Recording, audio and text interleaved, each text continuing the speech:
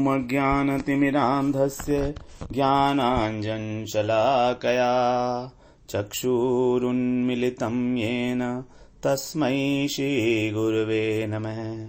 वाञ्छाकल्पतरुभ्यश्च कृपासिन्धुभ्येव च पतितानां पावनेभ्यो वैष्णवेभ्यो नमो नमः। नमो महावदान्याय कृष्णप्रेमप्रदायते कृष्णाय कृष्णचैतन्य नाम्ने गौरत्विषे नमः। हे कृष्ण करुणा सिंधो दीनबंधो जगत्पते गोपेश गोपिकाकांत राधाकांत नमोस्तुते। तप्त कांचन गौरांगी राधे वृंदावनेश्वरी वृषभानुसुते देवी प्रणमामि हरिप्रिये। वृंदायै तुलसी देव्यै प्रियायै केशवस्य च कृष्ण भक्ति प्रदे देवी सत्यवत्यै नमो नमः। श्री कृष्ण चैतन्य प्रभो नित्यानंद श्री अद्वैत गदाधर शिवसदी गौर भक्त वृंद। हरे कृष्ण कृष्ण कृष्ण हरे हरे हरे राम राम राम हरे हरे। हरे कृष्णा। सर्वप्रथम मैं अपने गुरुपाद पद्म ओम विष्णुपाद अष्टोत्तर शत श्री श्रीमद् भक्ति वेदांत माधव गोस्वामी महाराज के चरण कमलों में अनंत कोटि दंडवत प्रणाम ज्ञापन करता हूँ। हम लोग श्रीमद् भगवद गीता के चौथे अध्याय का 23वां श्लोक श्रवण कर रहे हैं, जो कर्मयोग का एक प्रकार से उपसंहार करता हुआ एक श्लोक है, जिसमें कर्मयोग का फल बताया है। और फल क्या है? ज्ञानावस्थित चेतस है, कि ज्ञान में उसकी कर्मयोगी की स्थिति हो जाती है। तो वो ज्ञान में स्थिति हो जाती है। तो हम लोग ज्ञान शब्द को समझने की चेष्टा कर रहे थे कि ज्ञान का अर्थ क्या है। तो यहां पर जो भी प्रसंग चल रहा है, उसी प्रसंग के अनुरूप ही उस ज्ञान को हमको लेना होगा। अब पहले हम लोगों ने ज्ञान की बात की 5 प्रकार के: इंद्रियार्थ ज्ञान, नैतिक ज्ञान, ब्रह्म ज्ञान, परमात्म ज्ञान और भगवत ज्ञान। तो इंद्रियार्थ ज्ञान तो क्लियर, उसमें प्रत्यक्ष ज्ञान है। प्रत्यक्ष ज्ञान मतलब जो हम अपनी इंद्रियों के द्वारा ग्रहण करते हैं, जो ज्ञानेंद्रियों के द्वारा प्राप्त होता है। जगत का जो भी ज्ञान है वो प्रत्यक्ष ज्ञान है। फिर दूसरा बताया था नैतिक ज्ञान। नैतिक ज्ञान है जो समाज का, जगत आदि का जो हित अहित विचार करके जो नीतियां बनाई जाती हैं, राजनीति है, जीवन श्रम नीति है, वाणिज्य नीति है, अनेक प्रकार की नीतियां हैं। तो इनका जो फल होगा वो होगा यश या अपयश। इसमें समाज का उत्थान या पतन देखा जाता है इस प्रकार से। फिर तीसरा बताया था ब्रह्म ज्ञान। ब्रह्म ज्ञान जो ब्रह्म है उसके बारे में, निर्विशेष ब्रह्म ज्ञान। और चौथा परमात्मा ज्ञान अर्थात परमात्मा का। और 5वां भगवत ज्ञान अर्थात भगवान का ज्ञान। तो 5 प्रकार के ज्ञान बताए थे। यद्यपि ये 5 प्रकार के ज्ञान हैं, लेकिन इसमें प्रत्यक्ष ज्ञान के साथ साथ ही 2 प्रकार के ज्ञान और भी जोड़ दिए गए हैं। प्रत्यक्ष ज्ञान के साथ जो है एक प्रकार का और प्रत्यक्ष ज्ञान होता है, एक होता है परोक्ष ज्ञान, वो हम उसमें मिस कर गए थे। तो प्रत्यक्ष ज्ञान और परोक्ष ज्ञान है ये इंद्रियों के परे जो होता है। पर प्लस अक्ष ज्ञान जो इंद्रियों से परे है, इंद्रियों से श्रेष्ठ है। इंद्रियों से श्रेष्ठ क्या है? स्वर्गलोक। क्योंकि मन और बुद्धि से हम इसको समझ नहीं सकते। मन और बुद्धि से समझ सकते हैं, लेकिन इंद्रियों के द्वारा हम लोग उसको देख नहीं सकते, इसलिए उसको बोल दिया गया था परोक्ष ज्ञान। तो जो स्वर्ग के लोग हैं, जो स्वर्ग लोक है, उसको बोलते हैं परोक्ष ज्ञान। जैसे स्वर्ग के लोग कहते हैं हम लोग बूढ़े नहीं होते हैं, तो हम मन से समझ तो सकते हैं लेकिन हम देख नहीं सकते। या इंद्र के 1000 आंखें हैं, वो कभी वहां पर निरोग होते हैं, वहां पर कोई बूढ़ा नहीं होता है, वहां कभी रोग नहीं होता है। तो ये सारे जितने भी ज्ञान हैं स्वर्ग लोक से लेकर ब्रह्म लोक तक के, इसको बोलते हैं परोक्ष ज्ञान, जिसके बारे में अनुमान किया जा सकता है मन और बुद्धि से। तो पहला हो गया हमारा इंद्रियार्थ ज्ञान या प्रत्यक्ष ज्ञान। दूसरा, अभी हम दोबारा से डिफाइन कर लेते हैं। पहला हो गया हमारा इंद्रियार्थ ज्ञान या प्रत्यक्ष ज्ञान, जो इंद्रियों के द्वारा लिया गया। फिर दूसरा हो गया हमारा परोक्ष ज्ञान। इस प्रत्यक्ष ज्ञान के साथ ही हम लोग नैतिक ज्ञान को लगा सकते हैं, इसी का एक सब क्लॉज, क्योंकि नैतिक ज्ञान भी इसी से निकला है। देखिए, प्रत्यक्ष ज्ञान से दो प्रकार के ज्ञान निकले। एक तो हमारा जो जड़ विज्ञान है वो, और नीति का जो ज्ञान है वो भी इससे ही हुआ है। तो इसी को हम नीति ज्ञान को इस प्रत्यक्ष ज्ञान के अंदर भी ले सकते हैं। फिर हम दूसरा समझे परोक्ष ज्ञान। परोक्ष ज्ञान है स्वर्गलोक का ज्ञान। अब तीसरा स्थान होता है हमारा अपरोक्ष ज्ञान।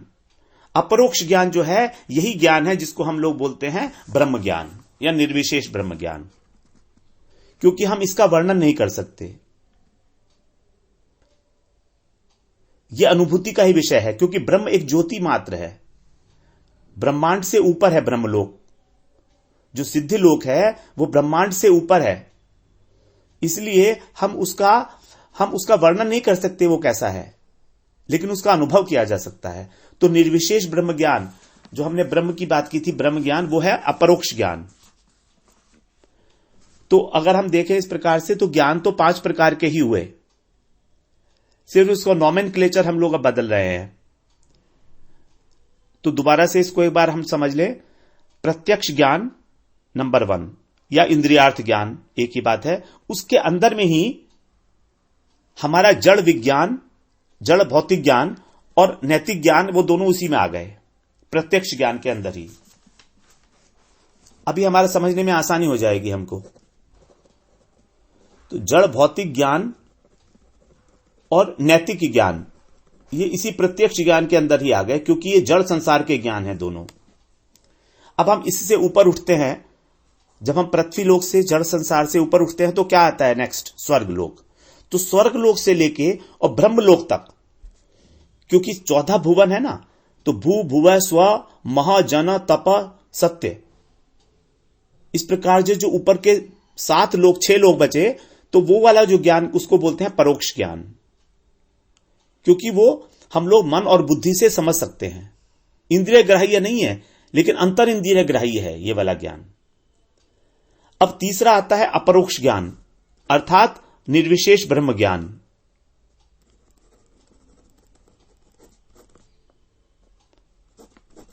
निर्विशेष ब्रह्म ज्ञान जो है, इसके बारे में हमने बात की थी कि इसको हम लोग मायावाद या अद्वैतवाद भी कहते हैं। इसी को हम लोग जीव ब्रह्म एक के ज्ञान भी कहते हैं। इसमें यह मान्यता होती है कि ब्रह्म ही माया से बद्ध होकर जीव बन गया है। अब हम चौथे ज्ञान पे आए। चौथे ज्ञान हमने बोला था परमात्म ज्ञान। परमात्म ज्ञान को हम लोग अधोक्षज ज्ञान भी बोल सकते हैं। परमात्म ज्ञान को हम लोग अधोक्षज ज्ञान भी बोल सकते हैं। अधोक्षज का मतलब क्या है? अध कृत अक्ष इति अधोक्षज। अध कृत अक्ष। अध माने नीचे, कृत माने करता है, अक्ष माने इंद्रियों को, आंखों को। आंखों का मतलब इंद्रियां, क्योंकि आंखों को ही यहां पर रिप्रेजेंट किया गया है इंद्रियों की जगह पर। अर्थात जो इंद्रियों से उत्पन्न ज्ञान है उसको नीचे कर देता है, अर्थात इंद्रियां उस तक नहीं पहुंच सकती। जो इंद्रियातीत ज्ञान है उसको बोलेंगे हम अधोक्षज ज्ञान, और यही ज्ञान है जिसको हम बोलते हैं वैकुंठ लोक का ज्ञान। यहीं पर परमात्मा है। परमात्मा जो है, जो नारायण है, वो कौन है? नारायण वो हैं जो समुद्र के अंदर शयन करते हैं। भगवान के 3 पुरुषावतार हैं, कारुणोदकशायी विष्णु, गर्भोदकशायी विष्णु और क्षीरोदकशायी विष्णु। तो परमात्मा के 2 प्रकाश हैं, समष्टि प्रकाश और व्यष्टि प्रकाश। समष्टि प्रकाश क्या आ जाते हैं? गर्भोदकशायी विष्णु।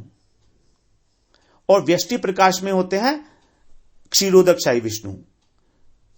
तो गर्भोदकशायी विष्णु इस ब्रह्मांड के अंतर्यामी है, और क्षीरोदकशायी विष्णु एक जीवात्मा के अंतर्यामी, हमारे हृदय में जो बैठे हुए हैं उसको हम बोलते हैं क्षीरोदकशायी विष्णु।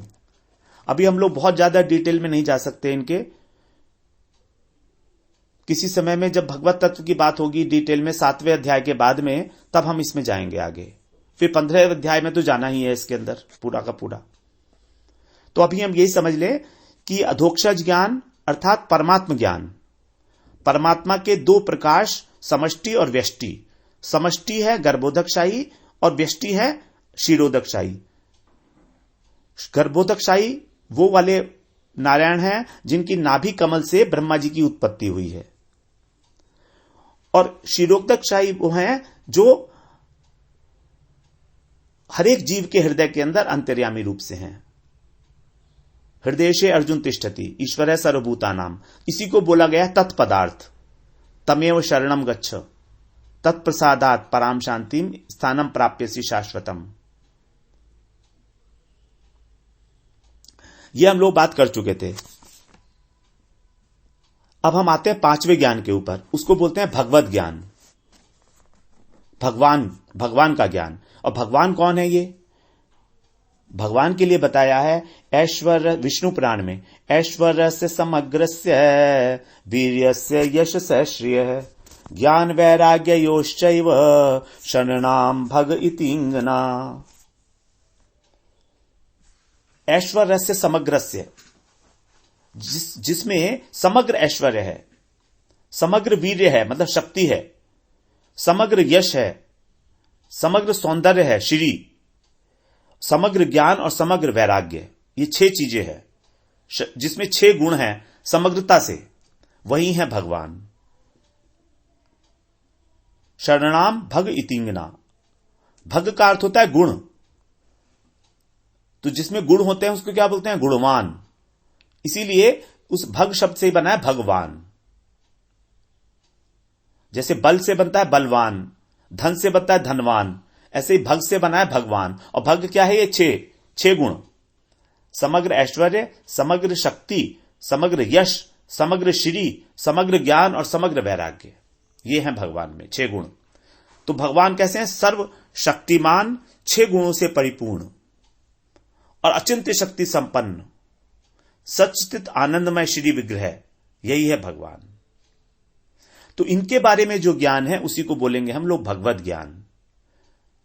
और भगवान इसी के बारे में 4थे अध्याय में बोला है, जन्म कर्म च मे दिव्यम एवं यो वेत्ति तत्वतः। जो व्यक्ति मेरे जन्म और कर्म के दिव्यता को जान जाता है, मेरी जन्म कर्म च मे दिव्यम, मेरी का मतलब भगवान की। तो भगवान के जन्म का रहस्य और भगवान के कर्म का रहस्य जानने का मतलब है भगवत ज्ञान। तो इसको जानता कौन है? 18वें अध्याय में भगवान ने बताया, भक्त्या माम अभिजानाति यावान यश्चास्मि तत्वतः। भक्ति ही मेरे को एकमात्र जानता है। और फिर आगे बता रहे हैं, मन महात्मम मत श्रद्धाम मत सपर्याम कौन जानन्ति जानन्ति गोपिका पार्था नान्ये जानन्ति तत्वतः। एक गोपियां ही मेरे को अच्छे प्रकार से जानती हैं। मत, तो भगवान क्या बता रहे हैं? तत्वतः जानने का मतलब है भगवान को कि भगवान कौन है, भगवान के कर्म, भगवान की लीलाएं, भगवान की लीलाओं को जानना कि भगवान ने ऐसा क्यों किया, भगवान क्या सोच रहे हैं, भगवान की क्या इच्छा है, भगवान को क्या पसंद है, ये एकमात्र भक्त ही जान सकता है, केवल एकमात्र भक्त। तो इसी को बोलते हैं हम भगवत ज्ञान। तो यहां पर भगवत गीता में जहां पर भी भगवान ने जिस प्रकार की प्रसंग चल रहा है वो उसी प्रकार के ज्ञान को हमें लेना पड़ेगा। अब यहां देखिए, जैसे अभी हम लोग 4थे अध्याय में हैं, 4थे अध्याय में भगवान ने यहां पर बताया कर्म योग की बात। तो कर्म योग के बाद जब ज्ञान में अवस्थित होगा चित्त, तो यहां पर कौन से ज्ञान को हम लें? कर्म योगी का जब हृदय शुद्ध हो जाएगा तो कौन से ज्ञान की बात कर रहे हैं भगवान? हम लोगों ने अभी पहले श्रवण भी किया था कि वर्णाश्रम धर्म और अष्टांग योग, ये दोनों कर्म योग के अंदर आते हैं। हम लोगों ने अभी पिछले वाले उसमें श्रवण किया था ये बात कि वर्णाश्रम धर्म और अष्टांग योग की जो क्रियाएं हैं और तपस्या एटसेट्रा जितनी भी हैं, ये सब किस में आते हैं? ये कर्म योग में आते हैं। तो कर्मयोग के कारण क्या होगा? कर्मयोग के कारण कौन सा ज्ञान मिलेगा हमको? परमात्म ज्ञान की हमको उपलब्धि होगी। यहां भगवत ज्ञान की उपलब्धि नहीं होगी अभी,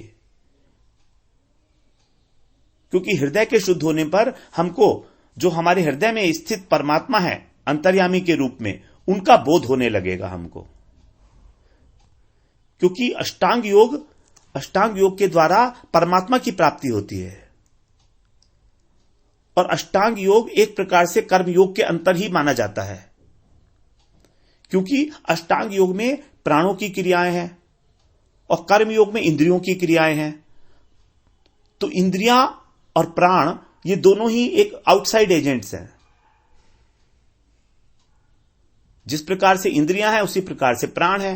तो इसीलिए भगवान ने कर्मयोग की बात की है, ज्ञान योग की बात की है और भक्ति योग की बात की है गीता में, और अष्टांग योग को कर्म योग के अंदर मान लिया गया है। अभी क्योंकि छठे अध्याय में हम लोग अष्टांग योग की बात करेंगे, अष्टांग योग की बात करेंगे, उसको बोलते हैं ध्यान योग। उसको ध्यान योग भी कहा गया है। अष्टांग योग तो वर्ड यूज नहीं किया गया है, क्योंकि अष्टांग योग जो वर्ड दिया गया है वो पतंजलि ऋषि के द्वारा दिया गया है, मगर उसके अंदर वही चीजें हैं, 8 के 8 अंग वही हैं। उसमें से ध्यान एक जो प्रोमिनेंट अंग है उसको बोलते हैं ध्यान योग। तो ध्यान योग, अष्टांग योग ये एक ही बात है, और इसको प्राणों की क्रिया होने के कारण कर्म योग के अंदर ले लिया गया है। और अष्टांग योग के उपास्य तत्व है परमात्मा। अब क्योंकि ध्यान योग को कर्मयोग के अंदर में लिया गया है, इसीलिए कर्मयोग के बाद जो ज्ञान की उत्पत्ति होगी हृदय के अंदर, वो होगी परमात्मा की उत्पत्ति, परमात्मा ज्ञान की उत्पत्ति, न कि भगवत ज्ञान की। यह बात हमको अपने अंदर बिठा लेनी चाहिए, क्योंकि अभी भक्त नहीं बने हैं। भगवत ज्ञान की प्राप्ति केवल भक्त को हो सकती है, कर्मयोगी को कभी भी नहीं।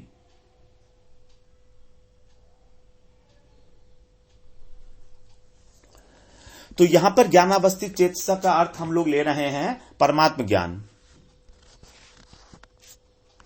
उसी की बात की गई है यहां पर, ज्ञानावस्थित चेतस है। फिर आगे जो भगवान अभी आगे बताएंगे 34वें श्लोक में, चौथे अध्याय के ही, कि तत्व ज्ञान की प्राप्ति करने के लिए कैसे कैसे किस शरण में जाना है गुरु की। तत्विद्धि प्रणिपातेन परिप्रश्नेन सेवया उपदेक्षयन्ति ते ज्ञानम ज्ञानिनस् तत्वदर्शिन है। वो तत्वदर्शी तुमको उपदेश करेंगे। तो वो 34वां श्लोक है जो भगवान बताएंगे। उसके आगे फिर ज्ञान की बात होगी। तो भगवान ने छठे अध्याय तक कहीं पर भी भगवत ज्ञान की बात नहीं की है डायरेक्ट, कहीं भी। 5वें अध्याय में भगवान बात करेंगे ब्रह्म ज्ञान की, निर्विशेष ब्रह्म ज्ञान की, क्योंकि 5वां अध्याय है कर्म संन्यास योग। कर्म संन्यास योग का ही दूसरा अर्थ माना जाता है ज्ञान योग। कर्म संन्यास का मतलब ही है ज्ञान योग। तो इस प्रकार से हमें देखना पड़ेगा कि हम कौन से ज्ञान की बात कर रहे हैं। तो यहां पर यह हो गया हमारा परमात्म योग, परमात्म ज्ञान, और छठे अध्याय में भी परमात्म ज्ञान है, 5वें अध्याय में ब्रह्म ज्ञान है, और दूसरे अध्याय के अंत में भगवान ने जो बताया था ब्रह्म निर्वाणम रिच्छति, वो ब्रह्म ज्ञान था। वहां पर जो प्रसंग चल रहा है हम उसी के अनुरूप उस ज्ञान को निर्धारित कर रहे हैं। हम लोग अपनी तरफ से कोई लगा नहीं रहे हैं कुछ भी कि ये हमारा निष्कर्ष है, ऐसा नहीं है। जो प्रसंग चल रहा है हम उसी प्रसंग के अनुरूप उस ज्ञान को ले रहे हैं।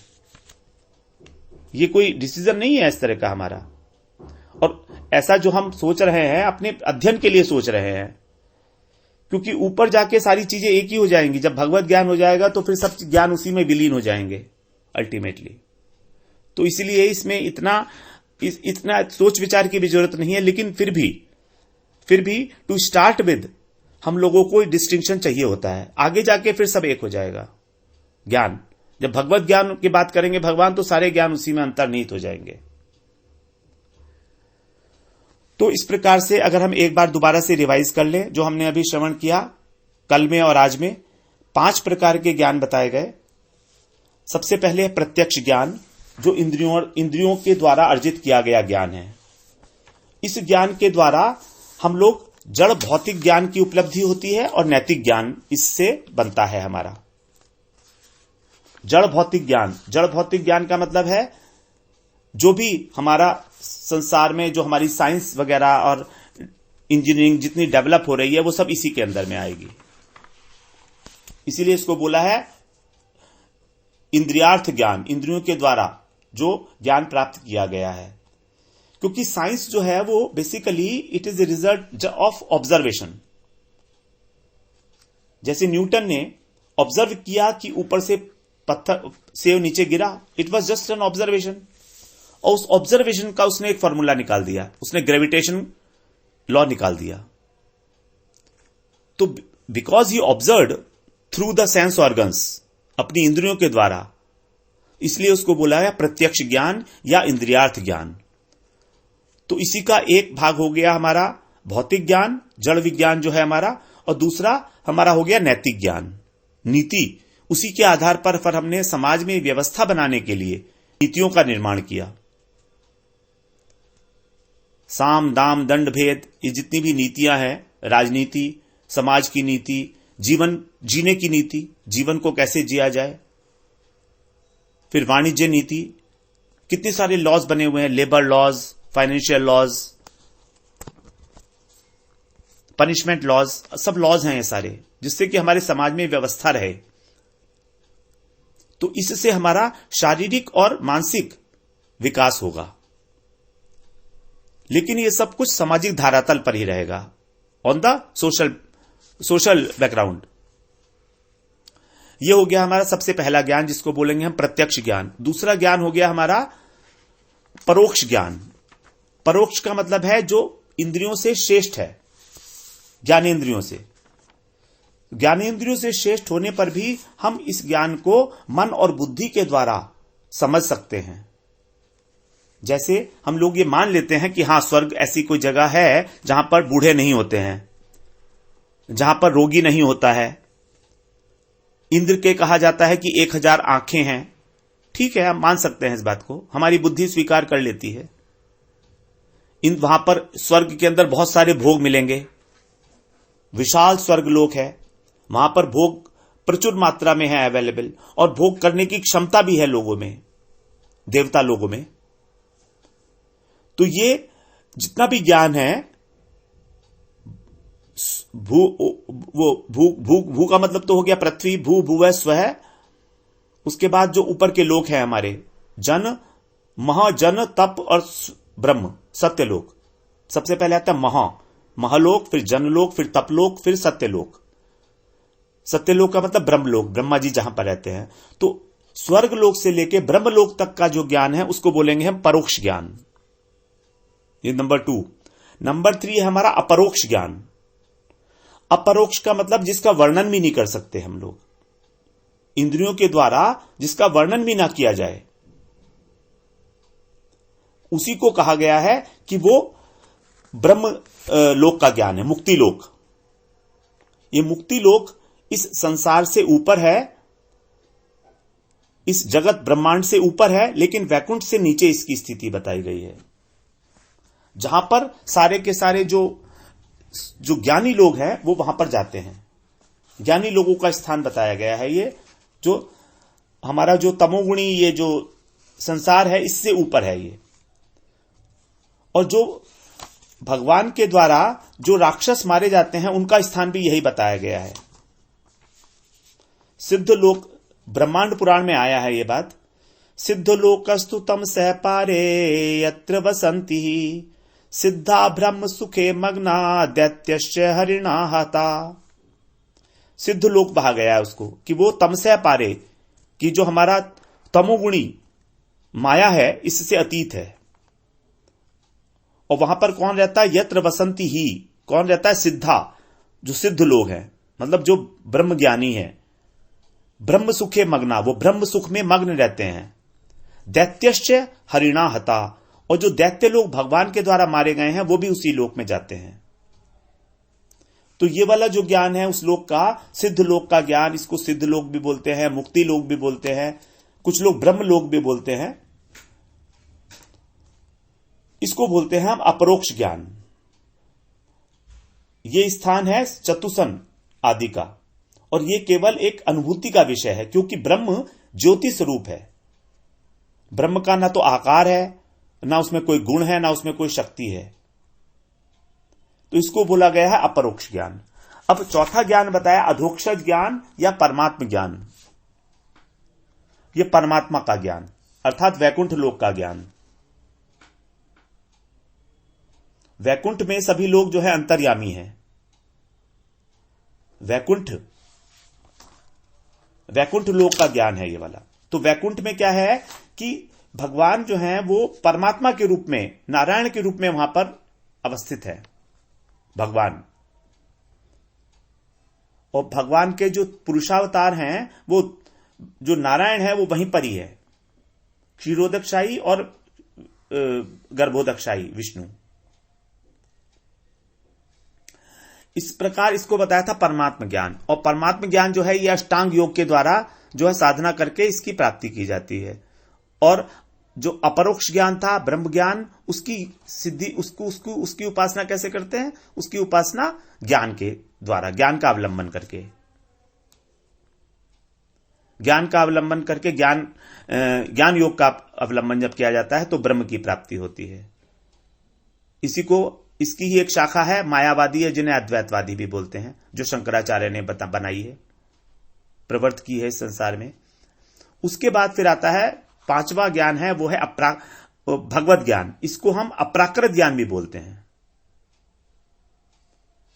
यही है ज्ञान, भगवत ज्ञान, जो भगवान का धाम है, कृष्ण का अपना धाम, वो इसको भगवत ज्ञान या अप्राकृत ज्ञान भी बोलते हैं।